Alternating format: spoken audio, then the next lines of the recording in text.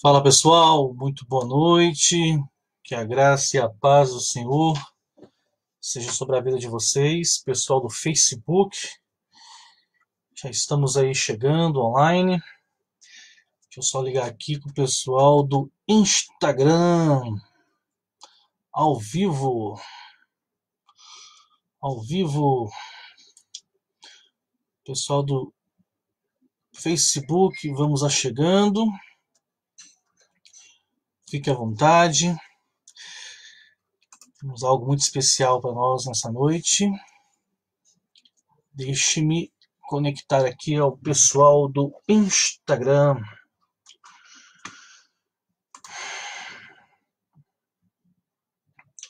Louvado seja o nome do Senhor. Glória a Deus. Deixa eu colocar aqui. Olha que legal.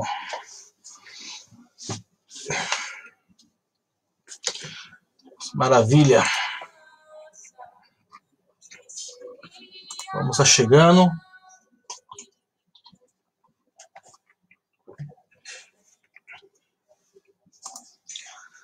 Boa noite. Já vamos dar início à nossa transmissão. Temos algo bastante legal para hoje.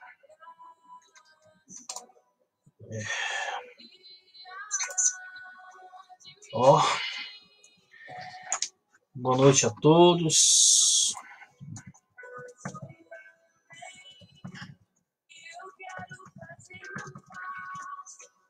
Glória a Deus, Dona Divina, bem-vindo. Os irmãos aqui já estão chegando, Catiana, a doutora Laerte, Adelina.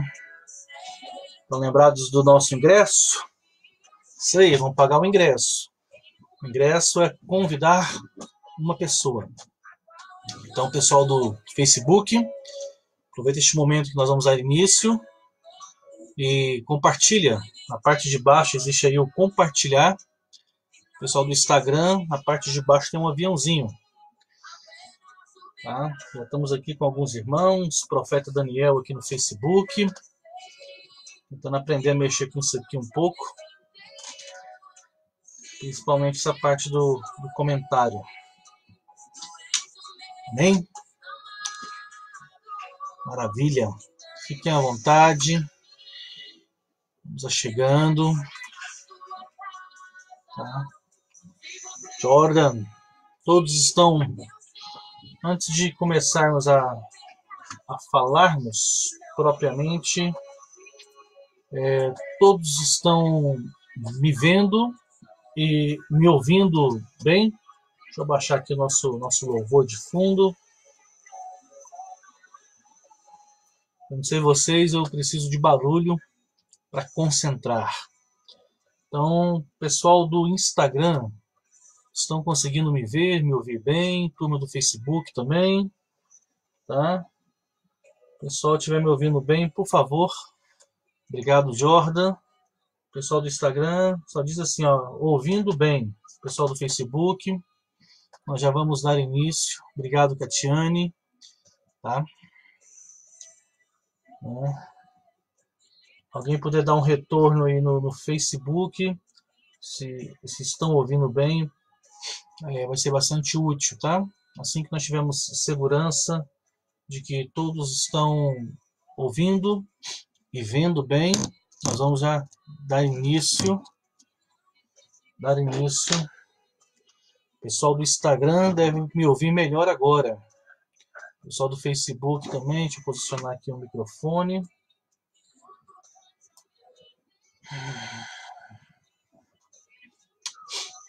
Então tá. Pessoal, fique à vontade. Vamos aí compartilhando, chamando o pessoal. Até porque, uma vez que a gente começar, nós vamos dar início hoje nos primeiros pontos. Eu pedi para vocês O que é preciso para a gente participar deste processo de mentoria online, tá?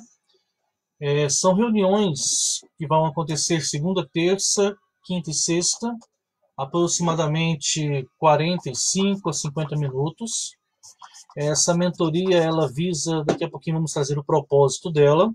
Alguns irmãos da nossa igreja, em alguns dos nossos cursos, já pegou parte ou enunciado dessas mentorias. Algumas poucas pessoas tiveram já a oportunidade de fazê-la do início ao fim. Como nós entendemos que esse processo de mentoria ele tem a ver com o propósito de Deus para a vida das pessoas, então nós entendemos que não é justo cobrar. Cobrar nada. É gratuito.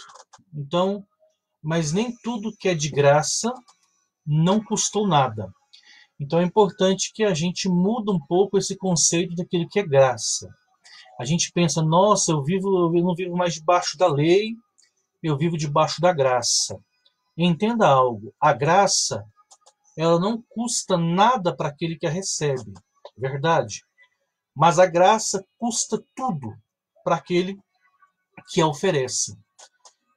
Então a graça, de modo algum, ela é menos exigente do que a lei. Ela é de graça naquele que a recebe, mas aquele que oferta, ela custa tudo. Então você pode dizer que o amor de Deus é gratuito, mas ele custou um alto preço para Deus poder nos amar. A palavra do Senhor diz no Evangelho de João, capítulo 3, no verso 16, que Deus amou o mundo de tal maneira que ele deu o seu Filho. Então a graça, ela é um sacrifício oriundo de um amor sacrificial, e esse amor, ele nos leva a dar tudo aquilo que nós não temos. O amor nos leva a dar tudo aquilo que nós somos. Então, Deus amou o mundo de tal maneira que ele deu. Então, tudo aquilo que eu amo, isso me custa. Isso tem um preço, isso tem um gasto. Mas, o que é o preço que eu vou cobrar daqueles que aceitarem o desafio da mentoria? É o preço do envolvimento. Então, eu pedi para você ontem venha de graça, mas que você convidasse alguém. Quando uma coisa é muito boa para a gente tem o desejo de compartilhar isso com outra pessoa. A segunda questão que eu peço para vocês é caneta. E a terceira, um caderno para você escrever. Então, eu vou ouvir alguns de vocês em um eventual comentário ou em alguma eventual interação, mas vamos falar. Aos irmãos da nossa igreja, algumas partes daquilo que eu irei falar irá parecer um pouco redundante, mas acredite que sempre há algo novo a aprender para aquele que está disposto a ouvir. Então quero cumprimentar os irmãos que já estão conosco lá no Facebook, irmã Carla, Daniel, Rayane, todos ali já conosco, temos a irmã Divina, temos aqui no nosso Instagram, Ilse, Gésio, Ana Maria, Projeto Fitnessando na pessoa da Graça, do Ronaldo, Cristiane Botelho e os irmãos que já cumprimentamos mais cedo.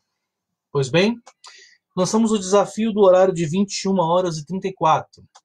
E eu disse aos irmãos sobre os 4 pilares para uma vida abundante. Esse é o nome que nós damos ao nosso processo de mentoria primeiro nível. O que seria esse 4 pilares para uma vida abundante?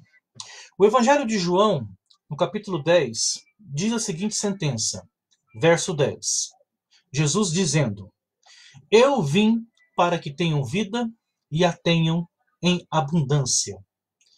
O texto todo diz que o ladrão veio, senão para roubar, matar e destruir, mas que Jesus veio para que tivéssemos vida e a tivéssemos de forma abundante. Primeiro ponto, é necessário que a gente tenha discernimento do que é abundância. Porque quando nós pensamos em abundância, nós pensamos geralmente em algo depositado, entende? Você vai fazer um arroz, e aí você olha para o seu armário e lá tem 5, 6, 7 pacotes de arroz. Você pensa, nossa, eu tenho arroz em abundância. Mas a quantidade é irrelevante. Quando falamos abundante, nós estamos dizendo que é mais do que necessário, acima daquilo que nós podemos controlar e suportar. Muitos associam abundância, esse texto, que vida abundante, com riquezas terrenas. Mas todas as vezes que tiver algo que tenha que escrever, eu vou levantar a caneta para vocês, combinado? Mas Jesus disse: ajunteis tesouro aonde nem a traça e nem a ferrugem pode corroer, e onde nem os ladrões possam mirar e roubar.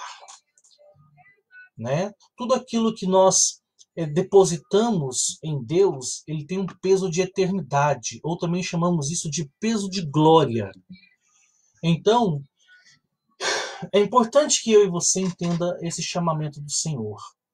A vida abundante, na verdade, estamos falando de plenitude de vida. Plenitude.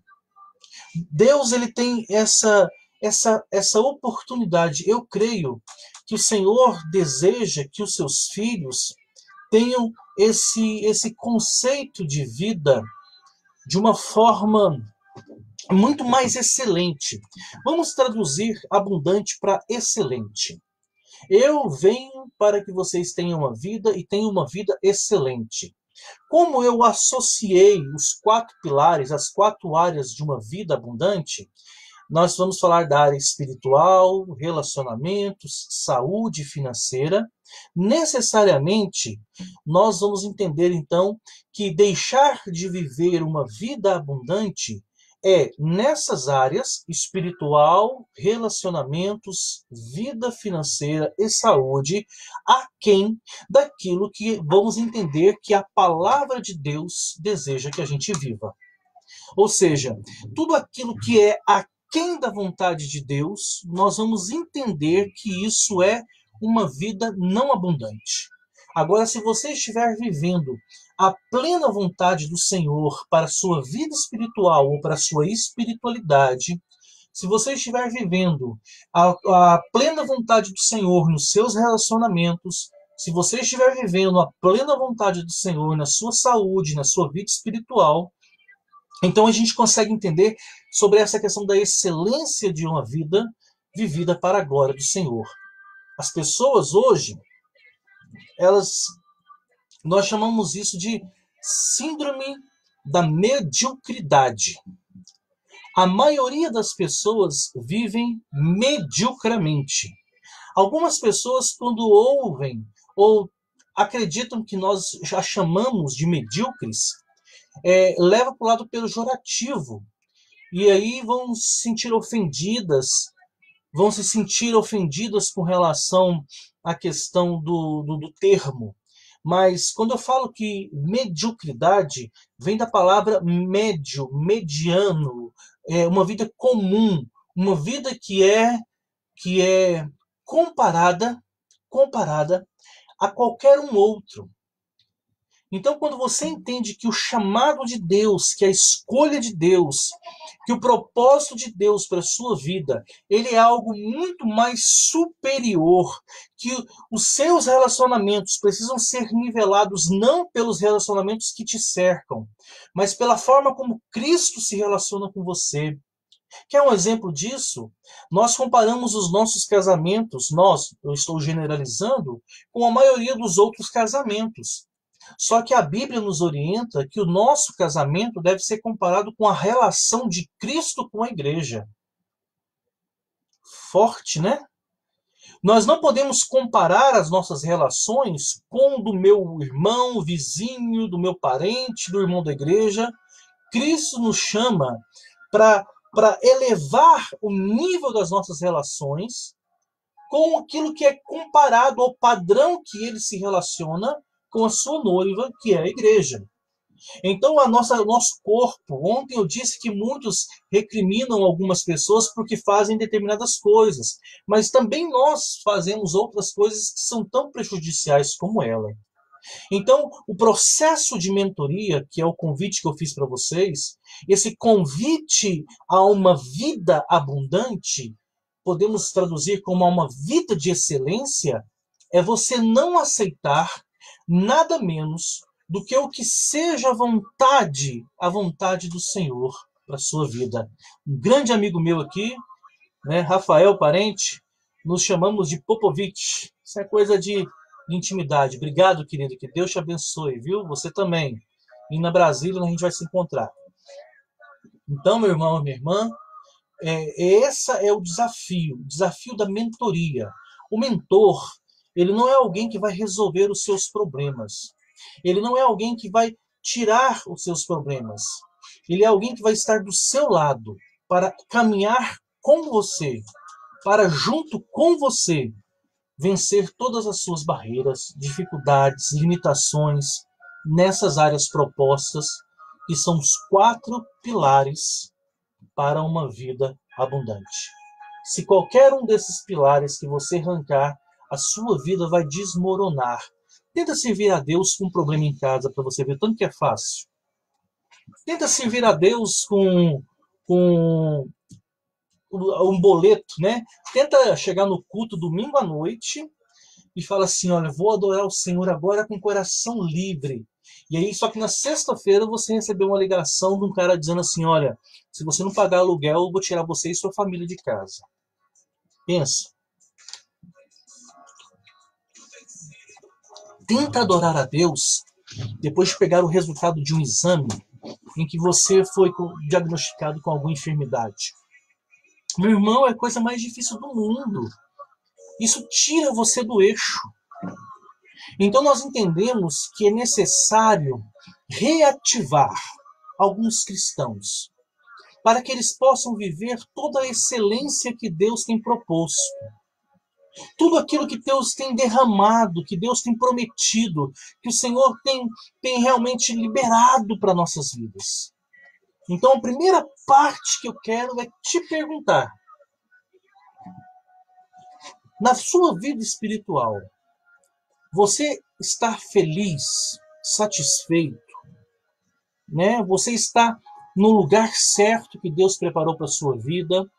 Você tem conseguido caminhar de vitória em vitória, de glória em glória, tem pleno convencimento e discernimento da voz de Deus na sua vida? É uma pessoa constante na fé, nas orações, nos jejuns, na comunhão? É uma pessoa que tem alegria em servir o próximo e só está esperando o Senhor Jesus voltar na sua glória? É assim a sua vida espiritual? Nas suas relações, sejam elas conjugais, familiares, relacionamentos com amigos, vizinhos, parentes, colegas de trabalho, é tudo tranquilo. Nos últimos 1, 2, 3 anos, nenhuma decepção, nenhum ressentimento, mágoa, o coração seu está 100% limpo com qualquer pessoa. A saúde sua está bem? Seu físico, alguma enfermidade, algo para trabalhar na sua vida? Na sua vida emocional, ansiedade, amargura, depressão, alguma coisa a ser recolocada no eixo? Sim ou não? E a sua vida financeira, como está? Quando nós falamos dos 4 pilares para uma vida cristã, para uma vida abundante, para uma vida excelente, são áreas fundamentais das nossas vidas que nós precisamos reajustá-las. E esse convite à mentoria, nesse horário que não tem ninguém transmitindo live, a não ser alguns sertanojos por aí, e por favor, né, sangue do cordeiro, né? Mas nós temos muita coisa para derramar aqui juntos com vocês. Tamo junto? Então tá. Primeiro ponto, primeiro pilar, a nossa vida espiritual, a nossa espiritualidade. Tudo aquilo que se relaciona entre eu e o meu Deus, na verticalidade, e depois na segunda área, no segundo pilar, entre eu e o meu próximo, que é os nossos relacionamentos. Se você pegar a lei, o Decálogo, ele é dividido também, né, dessas duas partes. A primeira parte do Decálogo, os 10 mandamentos, trata da verticalidade, tudo é meu relacionamento entre eu e o meu Deus. Não tomarás o nome de teu Deus em vão, adorarás somente o Senhor, somente a Ele prestará culto. E aí vai essa verticalidade, tudo aquilo que aponta para o céu. Depois, a segunda parte do Decálogo, da lei, tem a ver com o outro, né? Não matarás, não adulterarás, não roubarás, tudo aquilo que eu posso prejudicar o meu próximo. Se você for para o Novo Testamento, existe uma outra listagem, né? Não de normativas, mas de oração, que é o Pai Nosso. E o Pai Nosso tem também esse mesmo fator bidirecional. A primeira parte da oração do Pai Nosso, o Senhor nos convida a olhar para o céu. Depois o Senhor nos convida a olhar para o próximo e para nós. Então o Pai Nosso começa: Pai nosso que estás no céu, santificado seja o teu nome, seja feita a tua vontade, assim na terra como é no céu. Ou seja, tudo aquilo que é focado para Deus. Depois, o pão nosso de cada dia nos dais hoje, perdoai as nossas dívidas, assim como perdoamos os nossos devedores. Então, o Evangelho, toda a palavra de Deus, vai estar naquilo que eu chamo, e isso aí é um processo para uma outra mentoria, que é o amor 3D, ou é o relacionamento 3D, no sentido de 3 direções. É entre eu e Deus, entre eu e o outro, e entre eu e eu mesmo, né? Então, esse relacionamento, eles precisam ser consertados à luz do que aquilo que a palavra do Senhor tem. O primeiro ponto, que é eu e a minha espiritualidade, ou eu e a minha relação com Deus, eu preciso reconstruir algumas coisas. Mas para que algo seja enchido, para que algo seja cheio, é necessário que primeiro ele esteja vazio. Gostaram da minha Tupperware? Se quiser comprar, eu sei quem vende. O pessoal do mundo aí toma outros tipos de litrão. Esse aqui é o litrão de Jesus, ó. Água pura.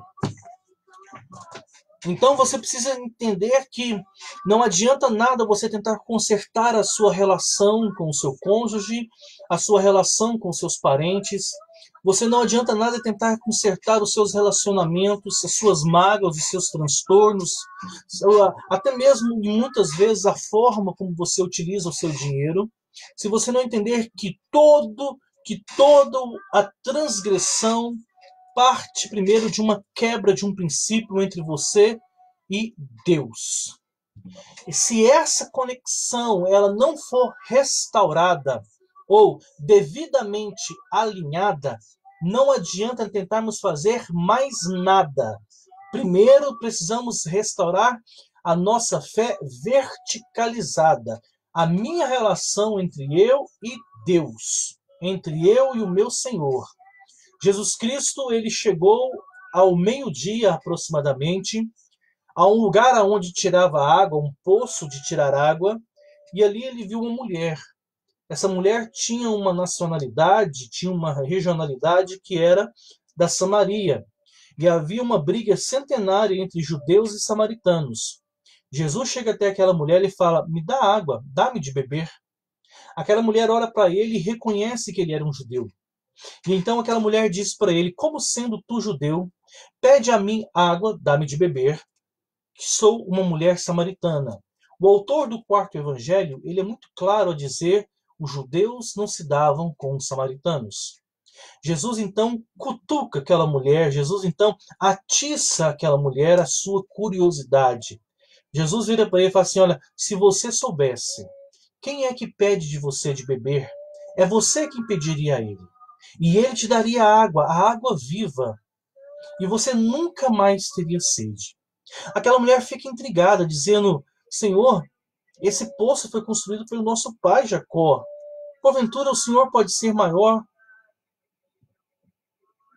E aí Jesus, ele fala aquela famosa frase no texto, né? É chegada a hora em que o Deus busca encontrar verdadeiros adoradores. Aquela mulher tinha uma crise de relacionamento. Aquela mulher já tivera vários maridos e estava com o marido de uma outra mulher.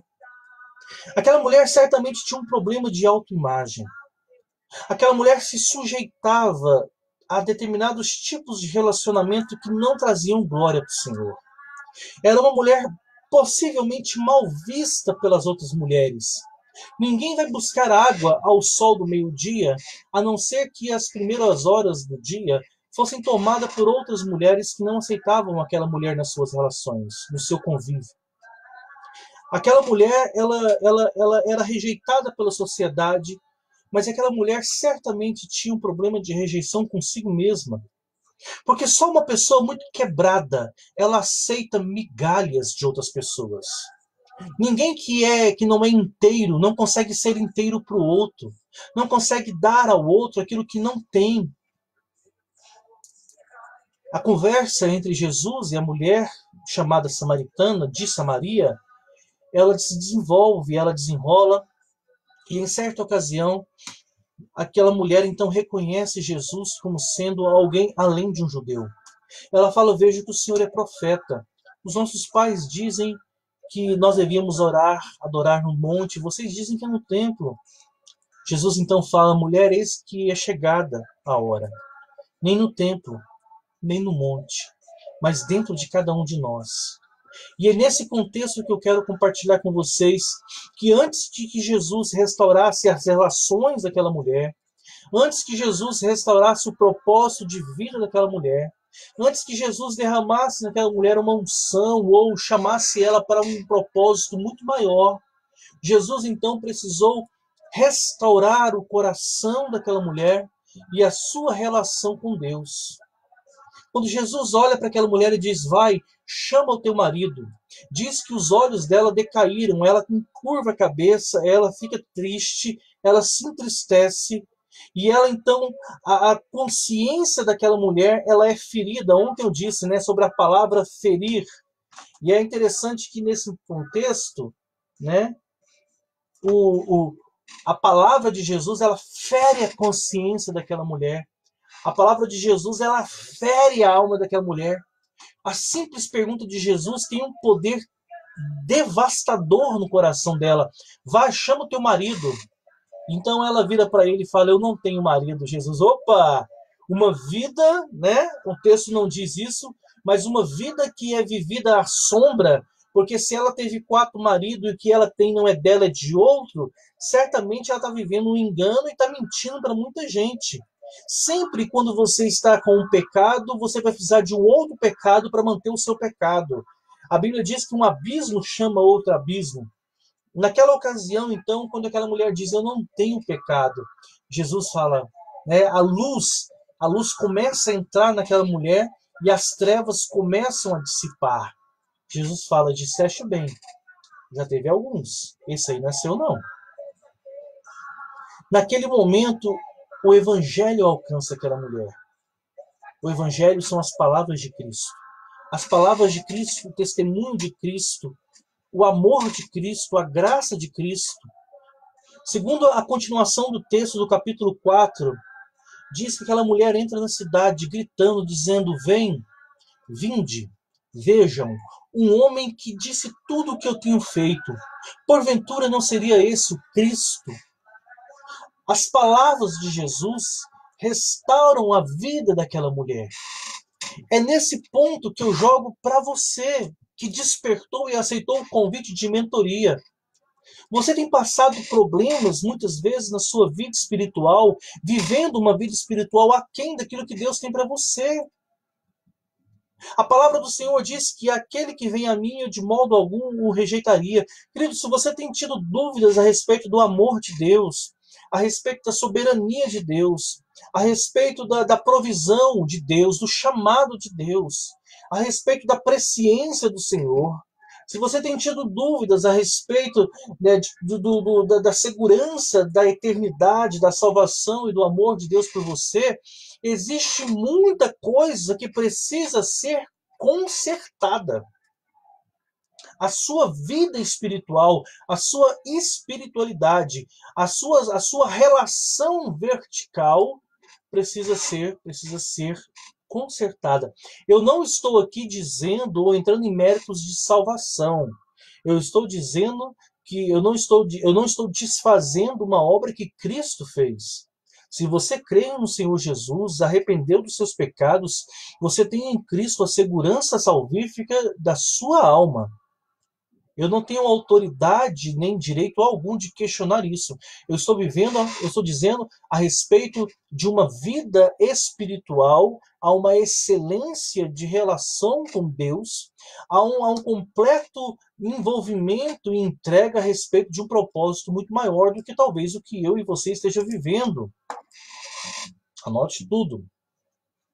E por isso que o primeiro ponto dos pilares para uma vida abundante, o primeiro ponto para os 4 pilares de uma vida espiritual excelente, de excelência, excelente é um pouco prepotente, né, de excelência, começa com a espiritualidade. E nós precisamos consertar. Quando eu quero consertar algo, não quer dizer que esse algo não exista, não quero criar. Eu quero, junto com você, à luz da palavra, eu quero redefinir. Ok? Pessoal do Face, pessoal do YouTube, convido vocês, então, a me responderem uma pergunta bíblica. Tá bom? Qual que é o último inimigo a ser vencido? Quem responder primeiro vai ganhar um parabéns. Estou aguardando, tem um certo delay. A pergunta é: segundo a Bíblia, qual vai ser o último inimigo a ser vencido? Alguém responde? Pastora Josi disse: a morte. O que ela merece? Parabéns. Agora eu quero dizer para vocês, a morte é o último inimigo a ser vencido. Porém, a morte não é o pior inimigo. Vamos buscar a referência? Tá? Alguém consegue achar a referência enquanto eu continuo?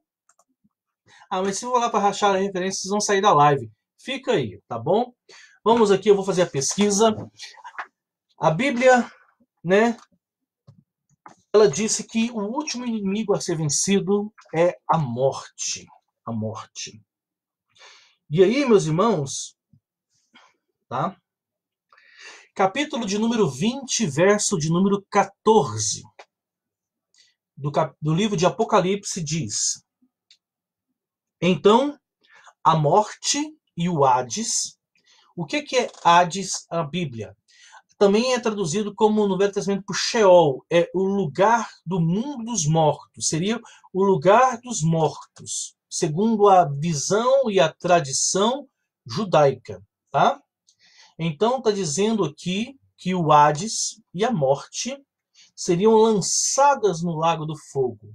Capítulo 20, verso número 14 do livro de Apocalipse. A morte é um dos, se não o últimos inimigos que irão ser vencidos. Porém, a morte não é o pior inimigo, não é o maior inimigo. Vamos então preparar as nossas canetas? A Bíblia disse que o salário do pecado é a morte. A consequência do pecado gera a morte. O que dá luz à morte? O pecado. Se eu tiro o pecado, a morte não existe mais. O apóstolo Paulo faz um trocadilho em tom poético, dizendo: onde está a morte, o teu aguilhão? Onde está a morte, né? A essência, aquilo que nos leva. O apóstolo Paulo disse que a lei não era capaz de remir ao homem quanto à morte. Ela apenas tem a potencial de destacar, caneta texto, caneta corretiva. Ou seja, quando a Bíblia diz não adultere, não roube, e eu roubo, então eu estou sendo destacado, eu estou sendo grifado. O meu pecado está sendo dado evidência. E uma vez que o pecado ele é gerado, então na minha vida a morte é estabelecida.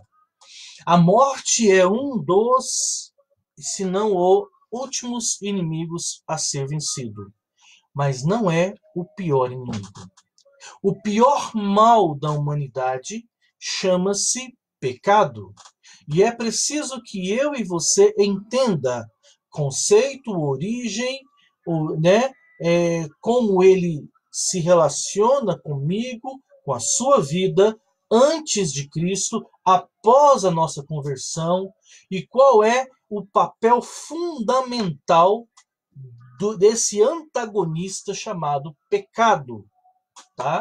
O pecado, ele nos faz separação entre nós e o nosso Deus.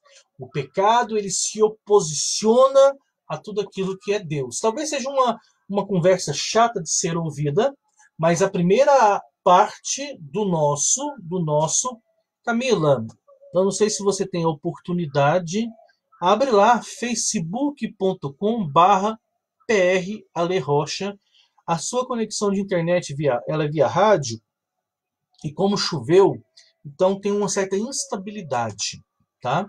Possivelmente, talvez, o Facebook te dê uma conexão que exija menos taxa de transferência e você vai ter uma qualidade, pelo menos no áudio, boa para você. facebook.com/pralerocha. Continuamos, irmãos. Então, não adianta nada nós atacarmos as nossas relações, nossos relacionamentos, a nossa saúde física e emocional, a nossa vida financeira, se nós não restaurarmos a verticalidade da nossa fé. E é preciso que a gente entenda qual é o maior mal da humanidade, para que a gente possa compreender, então, qual é a grandiosidade da salvação que Cristo derramou nas nossas vidas. Então a palavra do Senhor no livro de Romanos diz que todos pecaram e destituídos estão da glória de Deus. Diz para você que você deveria estar com o seu caderno e a sua caneta na mão, não é isso? Isso é importante para quê? Para que você então anote. Romanos capítulo 3, verso 23 diz: pois todos pecaram e estão destituídos da glória de Deus. Capítulo 5 de Romanos, verso 12 diz: portanto, da mesma forma como o pecado entrou no mundo por um homem, e pelo pecado a morte, assim também a morte veio a todos os homens, pois todos pecaram. A morte, ela só tem valor aonde existe o pecado. Quando o pecado é tirado, a morte não tem mais domínio. O nosso corpo natural, ele está sentenciado a voltar ao pó, porém por uma questão puramente de queda criacional de Adão. Porém, a nossa vida não está no corpo. Quando o corpo morre, a vida continua. A nossa alma, o corpo veio do pó e voltará ao pó. A alma voltará ao Senhor. A alma, ela é um chamado para aqueles que estão em Cristo para a eternidade.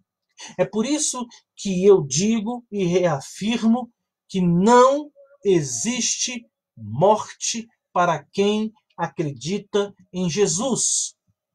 A palavra do Senhor diz que Deus não é Deus de mortos, mas de vivos.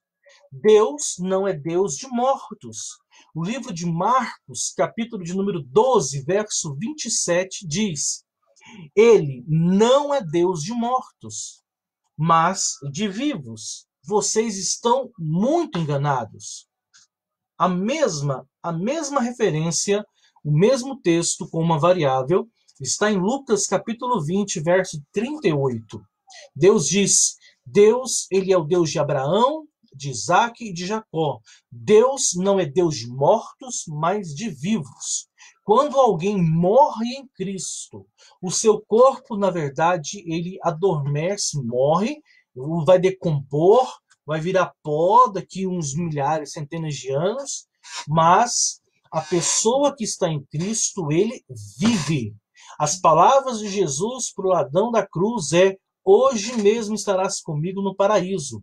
As palavras de Jesus para o irmão de Marta, para Marta, as irmãs de Lázaro, foi: crês e verás a glória de Deus. Crê e você vai ver a glória de Deus. Lázaro não está morto, mas vive. Aquele que está em Cristo, ainda que morra, viverá. A palavra de Deus diz que nisto consiste a vida eterna, em que creamos no Filho de Deus, no Filho unigênito do Senhor. Então é preciso que a gente entenda que o maior mal da humanidade é o pecado. Romanos 3:23, todos pecaram e destituídos estão da glória de Deus. Romanos capítulo 5, verso 12, porque por um só homem entrou o pecado e com ele a morte, por isso todos pecaram. A morte, ela é uma consequência do ato de pecar. Por isso é tão dorido, é tão sofrido quando perdemos um ente querido. O ser humano não foi criado para isso. Eu sempre cito o momento de um velório de um puritano, quando um senhor, um velho puritano, olhando um irmão em Cristo falecido no velório na igreja, ele cita uma frase que isso me causa, mexe com minha estrutura. Ele diz: nós o perdemos para a morte, mas a morte o perdeu para Cristo. Aquele que serve o Senhor, aquele que perdeu um ente querido no Senhor, ele não perdeu, é apenas uma ausência temporária. É preciso então que eu e você compreenda a despeito da malignidade do pecado, da capacidade de disseminação do pecado. Quem dera os crentes tivessem tanto medo do pecado quanto tem da Covid. Quem dera os crentes tiveram tanto medo do pecado quanto tem de contrair o coronavírus.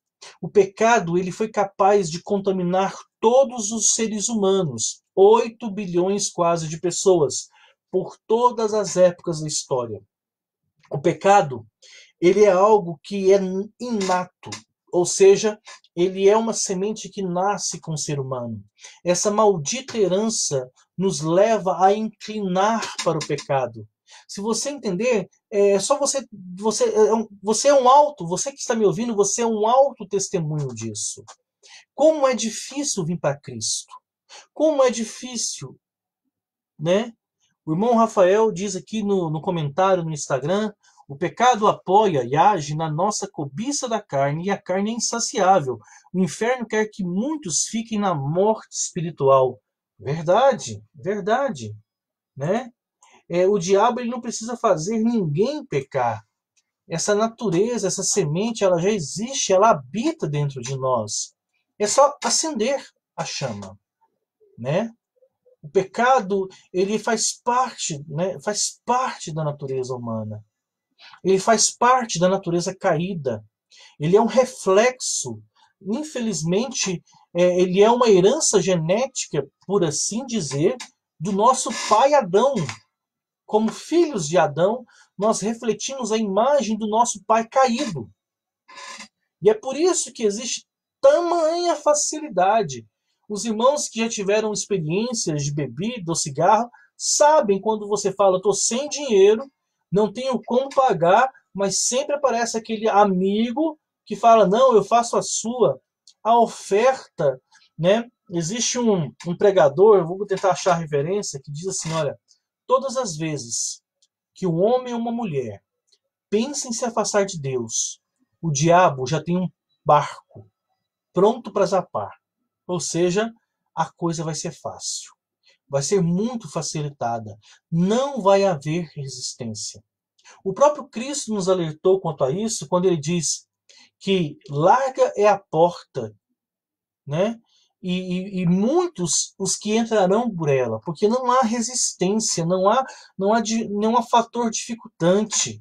Porém, o caminho largo, o caminho fácil, ele conduz à perdição. A porta estreita, o caminho difícil é que nos conduz à vida eterna, tá?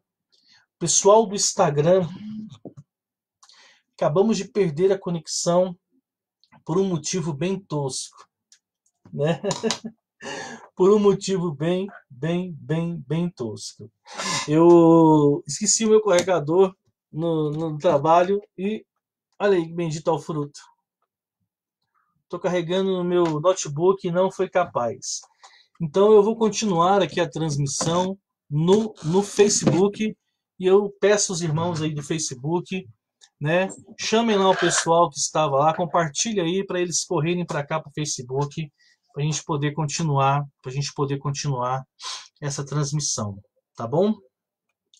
Que maravilha, que maravilha. E eu acredito que nem ficou salva, mas glória a Deus por isso. Deus sabe todas as coisas. Vamos continuar então a transmissão aqui no Facebook, conforme os irmãos vão chegando. E aí, irmão Jesus, bem-vindo aqui no Face. Ó, já estão começando a chegar. Acredite, meu irmão, acabou a bateria do celular. Nem te conto, mas vamos lá. Deixa eu pôr esse bendito aqui ao fruto para carregar. Vamos ver se a gente consegue de alguma forma continuar aqui, tá? Glória a Deus. Deixa eu dar um grito aqui em casa e pedir ajuda, tá? Só um minutinho. Letícia, traz o carregador da mamãe, por favor. É meio que urgente. Caiu a conexão. Isso aí, pessoal. Vamos continuar. Breve. Peço vocês só 30 segundos, tá? Mas vamos continuar o papo aqui no Facebook. Conforme eu estava dizendo, o pessoal, eles não compreendem a questão do pecado na vida do ser humano. E o diabo, o propósito do diabo, está diretamente relacionado a isso. O diabo, ele não vai tentar nos impedir de algo. O trabalho do inimigo, ele é de descaracterizar a malignidade do pecado. Ele sempre vai relativizar o pecado. Ele sempre vai trabalhar tentando dizer e convencer a mim e a você que o pecado ele não é tão ruim quanto parece, que o pecado ele não é tão custoso, dispendioso como parece, e que as consequências do pecado não serão tão ruins quanto parece. Eu acredito que isso é um fator muito interessante quanto ao agir, quanto ao propósito da manifestação daquilo que o diabo ele faz e opera na vida dos crentes. O diabo ele sempre tenta desconstruir, criar um enredo para que cada um de nós caia nessa sedução, a despeito do pecado e da malignidade. Vamos tentar aqui retomar aqui o Instagram. Vamos ver aqui, ó. A bateria do celular agora está com 1% e carregando. Mas vamos ver se a gente consegue aqui voltar aqui ao vivo. Quem sabe os irmãos conseguem voltar. Aos irmãos que voltaram aqui pelo Facebook, muito obrigado. Estamos voltando ali ao vivo agora no Instagram. Só para concluir, tá? Só para vocês não se perderem. Nós estamos falando dos 4 pilares para uma vida abundante, no sentido de viver uma vida de excelência. Quando nós falamos a respeito dos 4 pilares para viver uma vida abundante, uma vida de excelência, nós estamos então entrando propriamente no primeiro pilar, que é a nossa espiritualidade.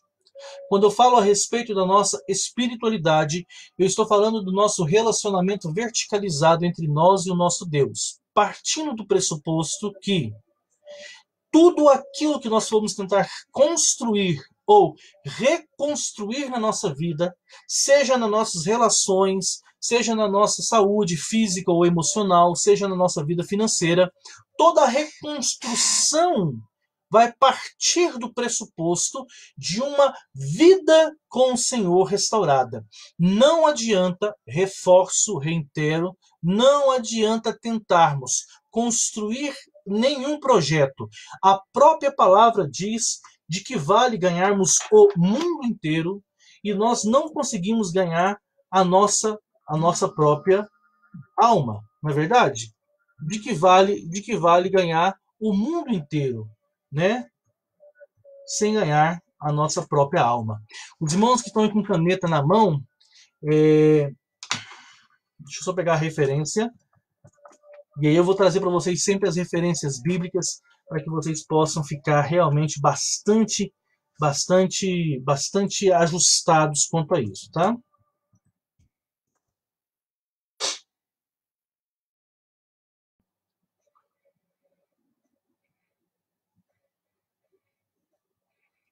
Assim que eu achar aqui, Mateus capítulo 16, versículo de número 26, diz: Pois que adiantará o homem ganhar o mundo inteiro e perder a sua alma? E o que o homem pode dar em troca da sua alma? Então, fica a referência para vocês anotarem. Nós precisamos então buscar restaurar então a nossa vida financeira, a nossa vida financeira não, a nossa vida espiritual. Ela é a base de todas as coisas. A nossa vida espiritual é a base de todas as coisas na nossa vida. É preciso então que a gente entenda dentro desse restaurar a nossa vida espiritual, identificarmos, nominarmos a severidade e a malignidade do pecado na nossa vida. O pecado, ele é um mal que é inato ao ser humano, como eu já havia dito, herança, por assim dizer, do nosso pai Adão, e esse pecado, juntamente com ele, nos traz a questão da morte. A morte espiritual e a morte física. Não, o grande problema nosso é desassociar uma coisa da outra. Morte espiritual e morte física. Queridos, não tem como isso. Quando nós falamos a vida está em Cristo Jesus. Quando Cristo é tirado de nós, a vida ela é tirada de nós. Ela é tirada de nós. É importante que a gente entenda isso na nossa vida. O primeiro ponto para nós restaurarmos a questão da nossa vida espiritual está em compreender a malignidade e o poder do pecado. O poder do pecado que foi capaz de contaminar toda a raça humana por todas as épocas, menos Cristo Jesus. É necessário que, para balancear isso, um poder tão grande e muito maior do que isso fosse estabelecido para se opor e para vencer o pecado. O autor do livro de Hebreus diz que o sangue de touros e bodes pode purificar o homem no que condiz a sua consciência, ao pecado. Quanto mais o precioso sangue de Cristo purificará as nossas vidas. É necessário, então, que a plena justiça de Deus fosse cumprida, e Cristo vem para isso. E é nesse ponto que eu quero que você entenda que o salário do pecado é a morte, que para que haja a remissão do pecado, que houve então a contaminação da vida, é necessário que haja o derramamento da vida, que haja necessário a entrega da vida em favor do pecado. Cristo, ele cumpre plenamente esta exigência. Cristo, ele cumpre plenamente esse requisito. Cristo, ele morreu em nosso favor, ele morreu em nosso lugar, e no nosso lugar ele se ofereceu a sua morte, morrendo a nossa morte, para que ele pudesse então ressuscitar e viver a sua vida, e nele tenhamos vida. Nesse entendimento, nós então resolvemos uma problemática terrível chamada pecado. Pecado é a quebra do mandamento de Deus. Pecado é uma transgressão moral e espiritual há uma ordenança divina, é uma quebra de aliança entre Cristo, Deus e a sua criação. E então é necessário que você entenda que uma vez que nós pecamos, Isaías 59:2 diz que os nossos pecados fazem separação entre nós e o nosso Deus. A palavra do Senhor diz que o salário, que o salário do pecado é a morte, que todos foram pecados, todos pecaram e que destituídos eles foram da glória do Senhor. Quando nós entendemos isso, que nós estávamos afastados de Deus, estávamos à parte dos planos de Deus, éramos por natureza filhos da ira, filhos da desobediência, inimigos do Senhor. Deus enviou o seu Filho para que por meio dele manifestasse o seu amor pela sua criação. E ele ofereceu o seu Filho em nosso lugar para que ele pudesse nos ter. João 3,16 diz que Deus amou o mundo de tal maneira que deu o seu Filho unigênito para que todo aquele que nele crer não pereça, morte eterna, mas tenha a vida eterna. Deus preferiu matar o seu próprio Filho do que viver a eternidade sem você. Se você quiser entender a despeito da justiça de Deus, da ira de Deus contra o pecado e da severidade de Deus quanto a este assunto, olhe para a cruz e veja o que ele fez com Jesus. Se você quiser entender um pouco a respeito do amor de Deus, da sua graça e da sua misericórdia, olhe para a cruz e veja o que ele fez por você. A cruz, há uma coexistência, uniformidade, equilíbrio, equidade entre o amor e a justiça, entre a ira e a graça e a misericórdia de Deus. Todas plenamente respondidas e visíveis na cruz do Senhor. Cristo odeia o pecado. Cristo odeia o pecador. Cristo abomina, Deus abomina o pecado. O pecado é tudo aquilo que não faz parte da essência do Senhor na sua santidade. O pecado ofende, fere a santidade do Senhor. O pecado agride, fere, ofende a natureza daquilo que Deus é. E então Deus, na sua santa justiça e na sua santa ira, ele então decide derramar toda essa ira contra a humanidade e ele deposita isso sobre a vida do seu filho. Por isso o autor do profeta do livro de Isaías fala que ele levou sobre si as nossas dores. O castigo que nos traz a paz estava sobre ele. O castigo que nos traz a paz estava sobre ele. O texto de referência a referência desse texto é Isaías 53, verso 5. Mas ele foi transpassado por causa das nossas transgressões, foi esmagado por causa das nossas iniquidades. O castigo que nos traz a paz estava sobre ele, e pelas suas pisaduras nós fomos sarados, fomos curados. A ira de Deus se manifesta do céu contra toda impiedade e injustiça de qualquer homem. E essa ira será derramada sobre toda a humanidade. Porém, àqueles que estão em Cristo, que nasceram de novo, que de Cristo foram revestidos, essa ira, esse ódio, a cólera de Deus contra o pecado, ela é derramada sobre o seu Filho em substituição do nosso castigo, do nosso merecido castigo, do nosso merecido sofrimento. Cristo levou sobre si. A cruz que ele carregou era nossa. A morte que ele experimentou era nossa. O castigo que ele sofreu por direito era nosso.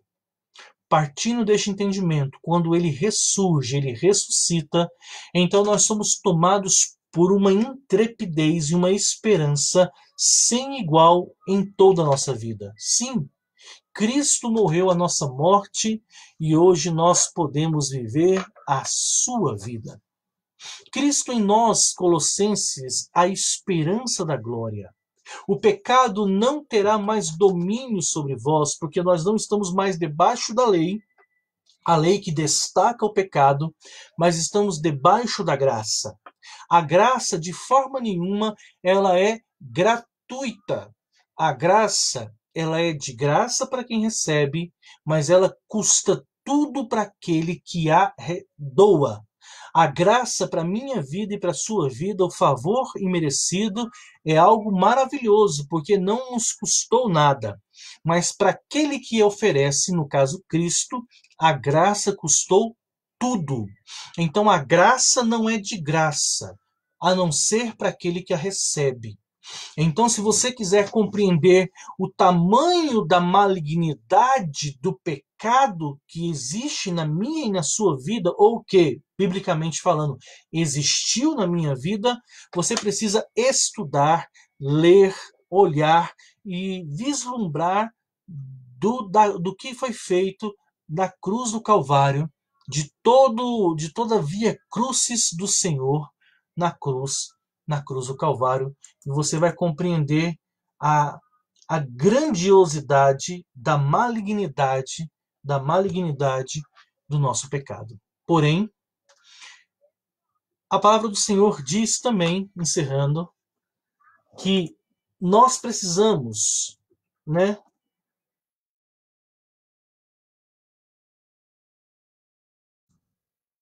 nós precisamos compreender o propósito do Senhor. A palavra de Deus diz: considerai-vos, pois, mortos para o pecado e vivos para Deus. Sim, quando nós recebemos a Cristo em nossas vidas, a palavra de Deus diz que de Cristo nós nos revestimos. De Cristo nós nos revestimos. Quando nós nos recebemos dessa nova natureza do Criador, dele nós somos revestidos. Nunca mais a igreja será a mesma. Eu acredito que as igrejas que buscaram viver de acordo com a palavra, elas serão mantidas.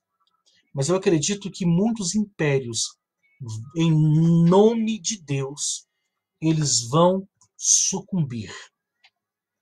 A verdadeira igreja, que parte de uma aliança constituída no altar da família, e a partir dela, o congregar de várias famílias que servem o Senhor, eu acredito que isso vai ser revolucionário para os tempos que virão.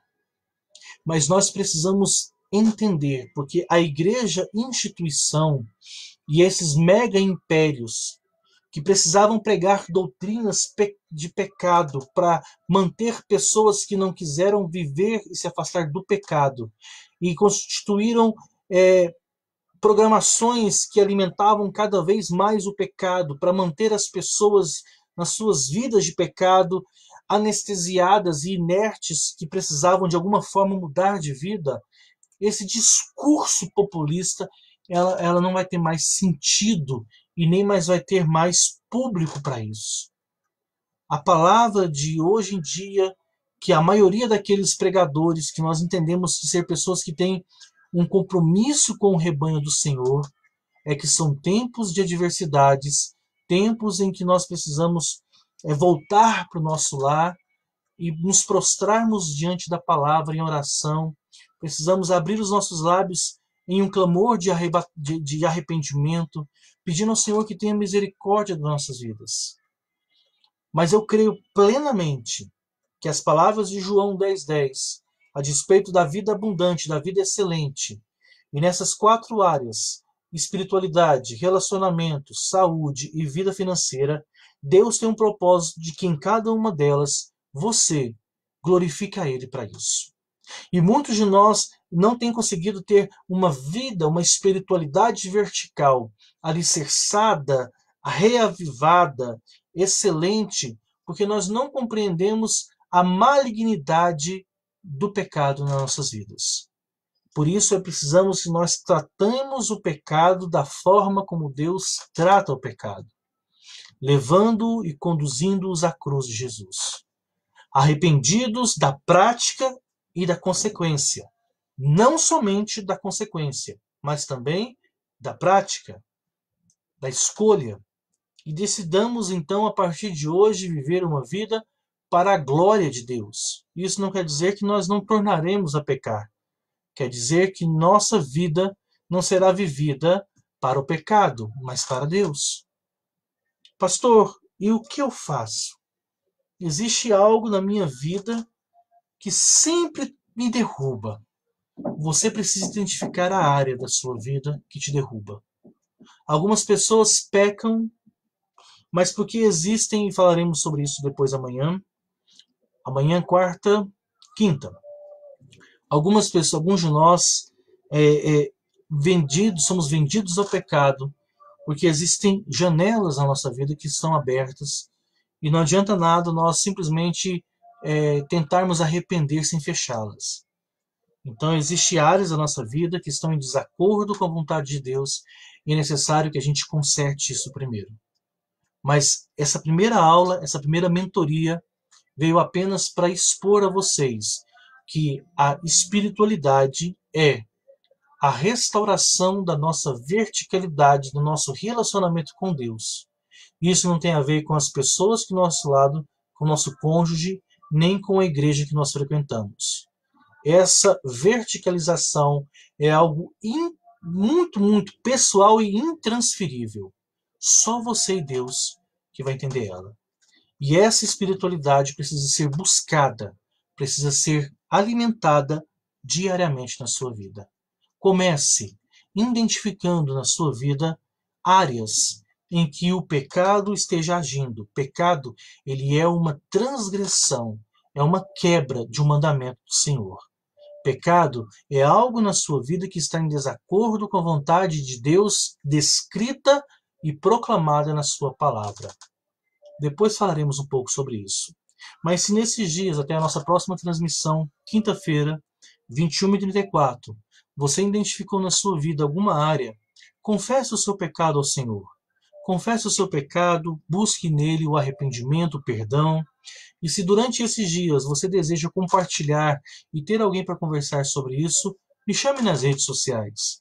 Vamos bater um papo a respeito disso, vamos falar um pouco sobre isso, e é importante esse falar. Amém? Vamos orar? Obrigado pela paciência, falei demais, né? Fui derrubado aí pela bateria do celular, como eu disse aos irmãos, esqueci aí o nosso carregador, né, lá no trabalho, mas graças a Deus conseguimos completar. Bem-vindos então ao processo de mentoria online, um curso gratuito, mas não de graça. Tudo a um preço. Estamos aqui até agora, quase 11 horas da noite, batendo esse papo com vocês e muitos de vocês com a gente aí nas transmissões. E nesse período nós vamos falar sobre muitas áreas, mas focado em 4 pilares para uma vida excelente, para uma vida em que Deus é glorificado: espiritualidade, relacionamento, saúde e finanças. Começamos pelo primeiro ponto, que é a nossa espiritualidade. Então nós estamos compreendendo a respeito da grandeza, malignidade do pecado na vida das pessoas. E é necessário que haja um sacrifício que seja suficientemente poderoso para tirar o pecado. E só existe uma forma de vencer o pecado, que é morrendo para ele. E é isso que Cristo fez por nós. Cristo morreu pelo meu e pelo seu pecado. Por isso nós temos vida, e temos vida abundante no Senhor. Amém? Quero orar com você. Querido Deus, coloco a vida do meu irmão e irmã, que até este momento esteve conosco aqui. Peço a tua bênção, peço o teu favor, peço a tua graça. Peço, Senhor, que o Senhor vá de encontro, ó Pai, agora com o coração e a vida de cada um deles. Aquilo que eles precisam no Senhor, trazendo força, esperança, discernimento, clarificação quanto a propósito e identidade, e que possamos nessa caminhada aprender mais e mais o Senhor.